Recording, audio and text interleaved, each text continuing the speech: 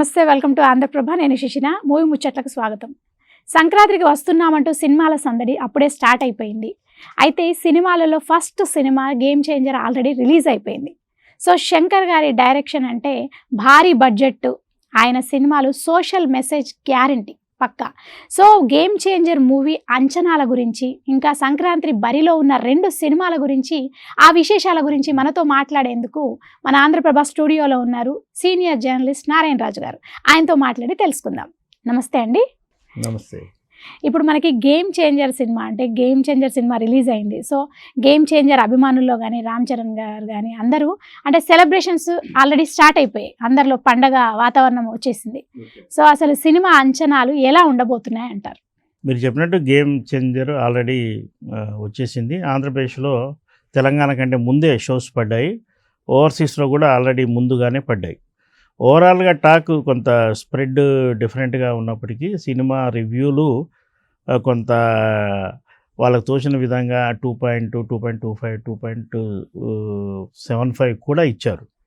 అయితే cinema viewers cinema చూసి మొదటి వచ్చిన ఆడియన్స్లో ఎక్కువగా సినిమాను ప్రేమించే వాళ్ళు, సినిమా హీరో అభిమానులు ఎక్కువగా ఉంటారు కాబట్టి వాళ్ళ వ్యూలోనే ఎక్కువ రివ్యూలు ఉంటాయి. ఒరిజినల్గా వెళ్తే సినిమాకు మంచి టాకే ఉంది.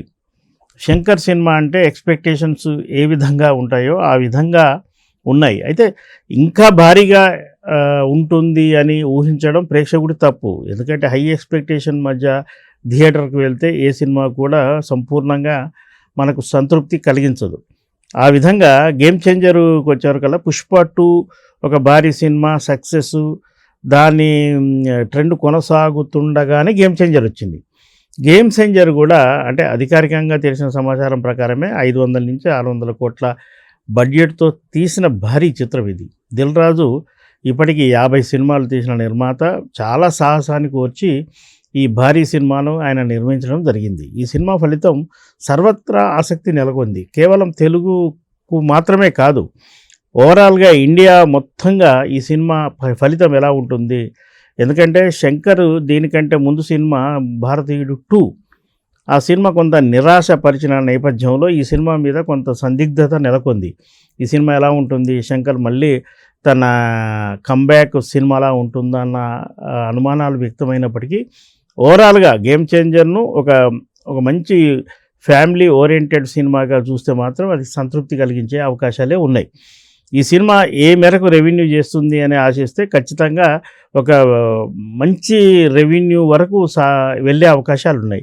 అంటే దీనికి ముందు వచ్చిన పుష్ప 2 రికార్డులను మనం కంపేర్ చేయకుండా ఉంటే ఇది కూడా ఒక భారీ రెవెన్యూ థియేటర్ బాక్సాఫీస్ దగ్గర సాధించే అవకాశాలు స్పష్టంగా కనిపిస్తున్నాయి. 2 తెలుగు రాష్ట్రాల్లో సుమారు 450 కోట్ల రూపాయలు ఇది గ్రాస్ వసూలు చేయగలిగితే తెలంగాణ, ఆంధ్ర ప్రదేశ్లో లేదంటే తమిళనాడు, కన్నడ ఈ బయ్యర్లు బయటపడతారు. మరి అది ఆ తర్వాత వచ్చే సంక్రాంతి సినిమాలు కూడా ఉన్నాయి. అంటే డాకు మహారాజు ఉంది, సంక్రాంతికి వస్తున్నాం అనే సినిమా ఉంది. ఆ సినిమాలు కూడా ఏ మేరకు బాక్సాఫీస్ దగ్గర రాణిస్తాయి అని తెలిస్తే ఈ గేమ్ చేంజర్ రెవెన్యూ ఏ విధంగా ఉండబోతుందని మనం ఒక అంచనా వేయవచ్చు. అంటే ఇప్పుడు మనకి గేమ్ చేంజర్ సక్సెస్ ప్రభావం మిగతా 2 మూవీస్పై ఎలా ఉండవచ్చు అంటారు? సంక్రాంతి సినిమాలు అనేది మొదటి నుంచి ప్రత్యేకం. ఇది ఈరోజు వచ్చింది కాదు. గత 60 నాకు తెలిసి ఒక 70 ఏళ్ళుగా రామారావు గారు, నాగేశ్వరరావు గారు, కృష్ణ, శోభన్ బాబు లాంటి హీరోలు నడిచిన సినిమాలు కూడా సంక్రాంతికి వచ్చాయి. ఈ సంక్రాంతికి 4 వచ్చినా, 5 వచ్చినా, 6 వచ్చిన సందర్భాల్లో కూడా ఉన్నాయి. ఇందులో కనీసం 2-3 సినిమాలు సక్సెస్ అయ్యే అవకాశాలు కూడా స్పష్టంగా ఉంటాయి. ఎందుకంటే ఈ సక్సెస్ కూడా సినిమా బాగుంటేనే, ఒక సినిమా సక్సెస్ అయింది కాబట్టి ఆ తర్వాత వచ్చే మరో సంక్రాంతి సినిమా సక్సెస్ కాదు అనేది సరికాదు. ఇక్కడ డిఫరెంట్ హీరోలు ఉంటారు, డిఫరెంట్ కాంబినేషన్ ఉంటుంది, కథ నేపథ్యాలు కూడా 3 సినిమాలకు 3 కొత్తగా ఉంటాయి. కాబట్టి ఒక సినిమా హిట్ అయినంత మాత్రాన ఆ తదుపరి సినిమాలకు ప్రభావం ఉండకపోవచ్చు. ఆ సినిమాలు బాగుంటే ఖచ్చితంగా అవి కూడా ఆదరణ పొందే అవకాశాలు ఉన్నాయి. ఇప్పటికీ ఇండస్ట్రీలో ఉన్న సమాచారం ప్రకారం బాలకృష్ణ నటించిన డాకు మహారాజు ఒక పక్క మాస్ సినిమా. ఆయన సక్సెస్ ఆల్రెడీ కొనసాగుతూనే ఉన్నాడు. వరుసగా 3 హిట్లు ఇచ్చిన హీరో. అదే వేవ్లో, అదే దూకుల్లో ఆయన డాకు మహారాజుతో కూడా సక్సెస్ సాధిస్తాడని అందరూ అంచనా వేస్తున్నారు.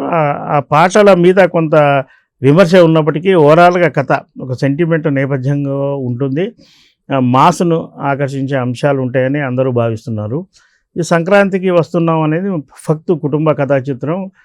గతంలో ఇదే కాంబినేషన్లో అనిల్ రావిపూడి F2 అనే సినిమా తీశాడు. అంటే నవ్వించడమే ప్రధానంగా, వైఫ్ హస్బెండ్ ప్లస్ మధ్యలో ఒక మాజీ లవర్ అనే కాన్సెప్ట్తో ఆ సినిమా వస్తుంది. ఎక్స్ కాప్ అన్నారు. అంటే ఎక్స్ కాప్ అంటే ఆ నేపథ్యం కూడా కొంత ఉంటుంది కాబట్టి ఇప్పటికే మ్యూజికల్గా అంటే మిగతా 2 సినిమాలతో పోలిస్తే సంక్రాంతికి వస్తున్నాం చాలా ముందు ఉంది. ఆ పాటలు థియేటర్లో కూడా మెప్పించగలిగితే ఆ సినిమా కూడా సక్సెస్ అయ్యే అవకాశాలు స్పష్టంగా ఉన్నాయి. అంటే ఇప్పుడు జనాలందరూ గేమ్ చేంజర్ మూడ్లో ఉన్నారు. సో ఆ మూడ్ నుంచి ప్రేక్షకులందరూ డాకు మహారాజ్కి టర్న్ అవుతారంటారు. ఇప్పుడు డాకు మహారాజ్ సినిమా కూడా రిలీజ్ అవ్వబోతోంది. సో ఆ సినిమాకి టర్న్ అవుతారా లేదంటారా? మన ఫిల్మ్ ఇండస్ట్రీలో హీరోల వర్షిప్ ఎక్కువ.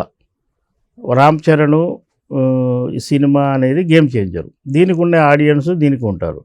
అలాగే బాలకృష్ణ అంటే పక్క mass hero, Nandamuri family hero, ఆయనకుండే ఫ్యాన్స్ ఆయనకుంటారు, ఆయనకుండే ఫాలోవర్స్ ఆయనకుంటారు. ఆ తర్వాత వచ్చేది సంక్రాంతికి వస్తున్నాం. అది యూనివర్సల్. అంటే ఒక హీరోని చూసి కాదు. వెంకటేశ్వర సహజంగా ఏమంటారంటే అందరూ అభిమానించే హీరో అని ఆయనకు కొంత పేరుంది. కాబట్టి ఏ ఆడియన్ అంటే ఇటు రామ్ చరణ్ ఫ్యాన్ అయినా అటు బాలకృష్ణ ఫ్యాన్ అయినా ఈ 2 సినిమాలు చూశాక మరో ఛాయిస్ వచ్చేవరకల్లా సంక్రాంతికి వస్తున్నాం సినిమా. కాబట్టి అక్కడికి వెళ్తారు. ఈ గేమ్ చేంజర్ అంటూ చూసిన ఆయన ఫాలోవర్సు ఆ తర్వాత నెక్స్ట్ ఛాయిస్ నెక్స్ట్ వచ్చే డాకు మహారాజ్ సినిమా ఉంటుంది కాబట్టి దానికి వెళ్తారు. ఆ సినిమా ఆడియన్స్ ఈ సినిమా ఆడియన్స్ ఆ తర్వాత వచ్చే సంక్రాంతికి వస్తున్నాం అనే సినిమా కూడా ఉంటుంది కాబట్టి అది ఎంటర్టైన్మెంట్ అని వాళ్ళు చెప్తున్నారు కాబట్టి ఆ సినిమా వైపు కూడా వెళ్ళే అవకాశం ఉంటుంది. 2 మాస్ సినిమాల తర్వాత ఖచ్చితంగా ఆడియన్ ఎంటర్టైన్మెంట్ కోరుకుంటూ ఉంటాడు. ఆ ఎంటర్టైన్మెంట్ ఆ సినిమాలో కనుక ఇవ్వగలిగితే సంక్రాంతికి వస్తున్నానికి కూడా మంచి ఓపెనింగ్స్ ఉంటాయి. అంటే రీసెంట్గా రిలీజ్ అయిన శంకర్ గారి భారతీయుడు 2 డివైడ్ టాక్ సొంతం చేసుకుంది. అయితే ఆయన ఇప్పుడు ఈ గేమ్ చేంజర్ సినిమా సక్సెస్ ఇప్పుడు ఆయన తీయబోయే నెక్స్ట్ రాబోయే భారతీయుడు 3 మీద ఏమైనా ప్రభావం ఉండొచ్చు అంటారా ఈ సక్సెస్? ఇప్పుడు భారతీయుడు 2 అనేదే కొద్దిగా నిరాశపరిచింది కాబట్టి భారతీయుడు 3 మీద పెద్ద ఎక్స్పెక్టేషన్స్ ఏమి ఉండే అవకాశాలు లేవు.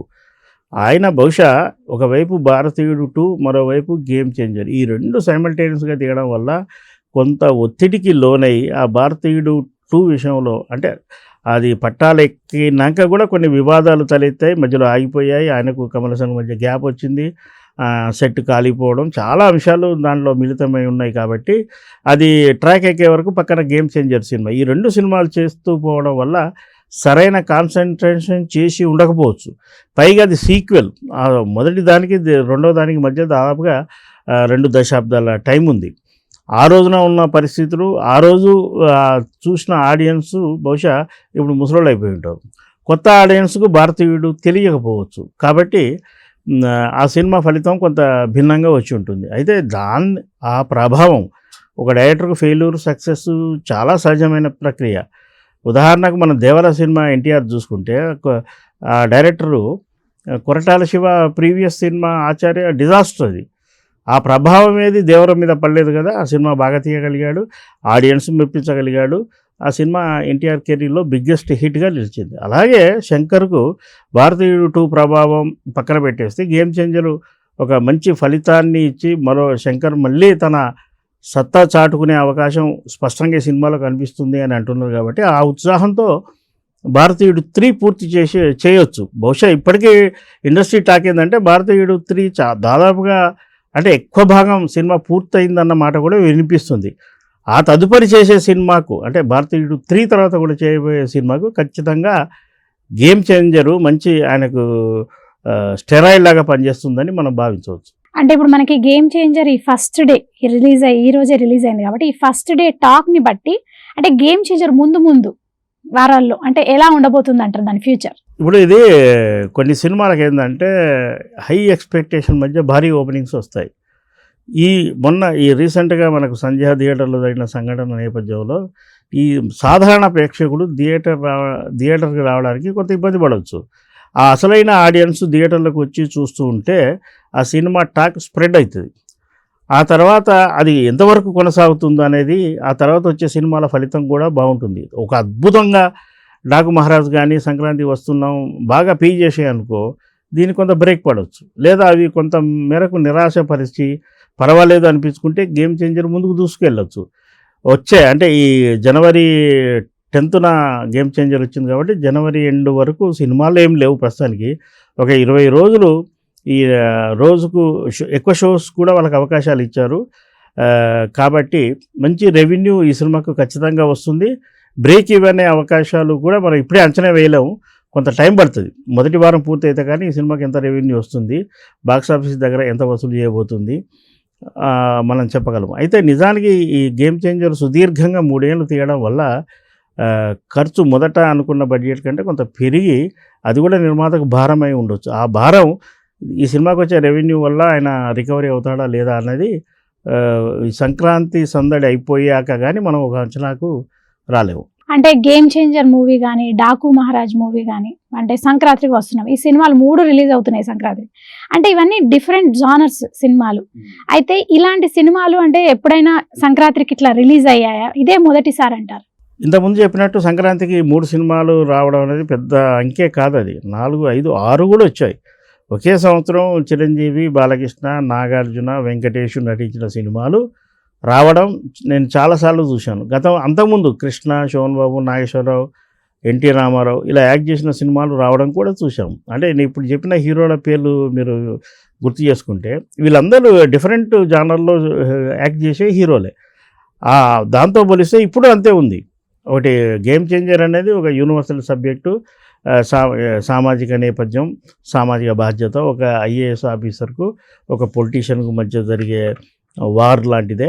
ఆ తర్వాత డాకు మహారాజు అది కాస్త గతంలో ఉన్న డాకు మల్కా సింగ్ అనే అతని బయోపిక్ లాగా ఉంటుందనే మాట కూడా వినిపిస్తుంది. అందులో ఇంకా చైల్డ్ సెంటిమెంట్ కూడా మనకు అందులో ఉందనే మాట చిత్ర యూనిట్ వర్గాల ద్వారా తెలిసింది. ఇక సంక్రాంతికి వస్తున్నాం అనేది ఓపెన్గా వాళ్ళు స్టోరీ ఏంటో చెప్తున్నారు. Wife and husband ex lover కథ అని చెప్తున్నారు. దాన్ని కూడా ఎంటర్టైన్మెంట్గా ప్రజెంట్ చేశారు. ఈ 3 జానర్లు ఇలాంటి జానర్లు గతంలో అంటే సేమ్ జానర్స్ కాదు, గతంలో ఇలా డిఫరెంట్ అటెంప్ట్ చాలా సందర్భాల్లో జరిగాయి. కాబట్టి ఇదేం కొత్త కాదు. అంటే పుష్ప 2 సినిమా ఇన్సిడెంట్ వల్ల బెనిఫిట్ షో అనేది రద్దు చేశారు సీఎం గారు. మళ్ళీ ఇప్పుడు గేమ్ చేంజర్ మూవీకి పర్మిషన్ ఇవ్వడం జరిగింది. సినిమా అంటే టికెట్ ధరల పెంపు అంటే ఏంటంటారు ఇది సడన్గా? ఇప్పుడు ప్రభుత్వం బెనిఫిట్ షోస్ కేవలం తెలంగాణ రాష్ట్రంలో మాత్రమే రద్దయినాయి. ఆంధ్రప్రదేశ్లో అలాగే ఉన్నాయి. ఆల్రెడీ గేమ్ చేంజర్ 10వ తారీఖు ముందుకు వస్తే 9వ తారీఖు అక్కడ షోస్ కూడా పడ్డాయి. తెలంగాణ విషయానికి వస్తే ముఖ్యమంత్రి గారు నిండు అసెంబ్లీలో ఆయన ఇక ముందు బెనిఫిట్ షోస్ ఉండవు, టికెట్ ధరల పెంపు ఉండదు అని ఆయన బహిరంగంగా ప్రకటించాడు. సినీ ప్రముఖులతో సమావేశమైనప్పుడు కూడా అదే మాట మళ్ళీ చెప్పాడు. నేను ఏదైతే అసెంబ్లీలో చెప్పానో దానికి కట్టుబడి ఉన్నాను అని అన్నాడు. అయినప్పటికీ గేమ్ చేంజర్కు టికెట్ ధరలు ఎందుకు పెంచారనేదే వినిపిస్తున్న మాట. కానీ ముఖ్యమంత్రి అయినప్పటికీ ఒక ప్రొడ్యూసర్ సాధక బాధకాలు అర్థం చేసుకొని తన నిర్ణయాన్ని పునఃసమీక్షించుకొని పట్టు బీడుపు ముఖ్యమంత్రులకు అయినప్పటికీ ఉండాలి. ప్రజలకు ఏం కావాలో చేయాలి. ఒక ప్రొడ్యూసరు 600 కోట్లు ఒక సినిమా మీద పెట్టుబడి పెట్టాడు. ఇలా నాకు టికెట్ రేటు పెంచితే నేను బయటపడతాను అని ఆయన ఒక ప్రపోజల్ చేసినప్పుడు అందులో నిజాయితీ ఉంటే, అది వాస్తవమే అని తేలినప్పుడు ఆయన తన మాటను వెనక్కి తీసుకొని అవకాశం ఇవ్వడం, టికెట్ రేట్లు పెంచుకునేందుకు నిర్ణయం తీసుకోవడం తప్పేం లేదు. అలా అని బెనిఫిట్ షోలకు మాత్రం అనుమతి ఇవ్వలేదు. ఉదయం 4 గంటల నుంచి షో వేసుకోవచ్చు అన్నారు. కొద్దిగా వెనక్కి వెళ్తే అది బెనిఫిట్ షో అవుతుంది. ఉదయం 4ంటికి వేసినా అది బెనిఫిట్ షో అవుతుంది. అర్ధరాత్రి షోలు మాత్రం ఎవరికైనా మంచిది కాదు. అది హైకోర్టు కూడా అదే మాట చెప్పింది. అర్ధరాత్రి సినిమా ఎంటర్టైన్మెంట్ అనేది సరైన నిర్ణయం కాదు అని కోర్టు కూడా తేల్చింది. అయితే ముఖ్యమంత్రి తీసుకున్న నిర్ణయాన్ని మనం ఆహ్వానించాల్సిందే. తెలుగు సినిమా ఇండస్ట్రీకి భవిష్యత్తులో అన్ని భారీ సినిమాలు వస్తున్నాయి కాబట్టి వాళ్లకు టికెట్ ధరలో కొంత పెంపు ఇవ్వడం అనేది సమంజసమే. థ్యాంక్ యూ సో మచ్ అండి. అంటే సంక్రాంతికి రాబోతున్న సినిమాల గురించి కానీ, ఈరోజు రిలీజ్ అయిన గేమ్ చేంజర్ మూవీ గురించి కానీ చాలా బాగా చెప్పారు. థ్యాంక్ యూ సో మచ్ అండి. Thank you.